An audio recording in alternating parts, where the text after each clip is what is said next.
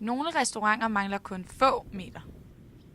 Jeg er jo død ærgerlig over, at man ikke ligger 25 meter på den anden side af fjorden, så man havde måske været i kategorien, der er fået besøg.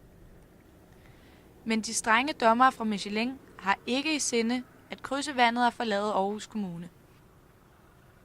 Hvis man skal være helt korrekte, så ligger jeg 25 meter uden for Aarhus, fordi at kommunegrænsen skiller midt i Nordsminde Fjord, så jeg er faktisk udenfor.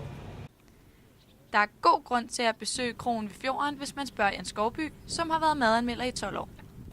Hvis Michelin-guiden kom forbi Nordsminde Kro, så er jeg ret sikker på, at den ville få en omtale. Det er jeg selvfølgelig rigtig glad for, og det er jo selvfølgelig klart, fordi vi har arbejdet mange år for det. Nordsminde Kro har jo både et brasserie, som er til at komme til.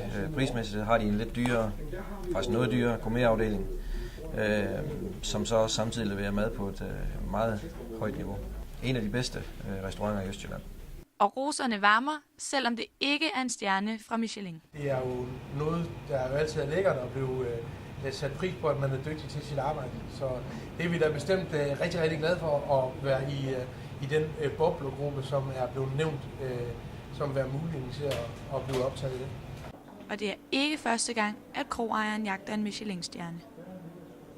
Mit sidste job, der blev jeg hentet ind til en restaurant, for at vi skulle have Michelin-stjernen tilbage, for den var mistet, og vi fik det også. Men jeg har jo aldrig nogensinde, jeg har jo altid vidst, at Michelin-stjerner i Jylland, det kunne man ikke få. Så hvad skal man sige, det er jo ikke noget, vi har sådan gået og tænkt og drømt om, fordi det har aldrig været muligt før.